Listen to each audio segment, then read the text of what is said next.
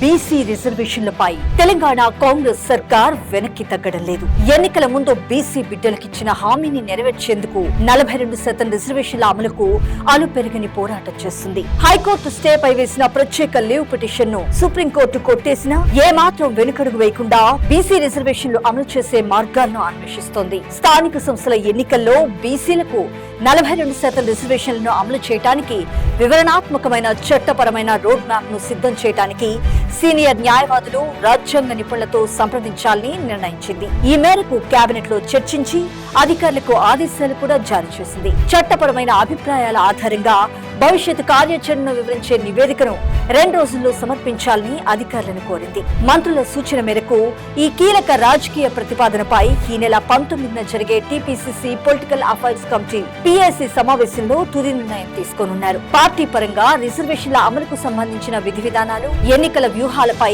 గౌరవ సీఎం శ్రీ రేవంత్ రెడ్డి గారి అధినాయకత్వంలో ఈ సమావేశంలో లోతుగా చర్చించనున్నారు. టీపీసీసీ పీఏసీ సమావేశంలో గ్రీన్ సిగ్నల్ లభించిన వెంటనే ఈ నెల 23న రాష్ట్ర కేబినెట్ మరొకసారి సమావేశం కానుంది. ఈ భేటీలో స్థానిక సంస్థల ఎన్నికల్లో బీసీలకు 42% రిజర్వేషన్ల అమలు నిర్ణయాన్ని అధికారికంగా ప్రకటించనున్నారు.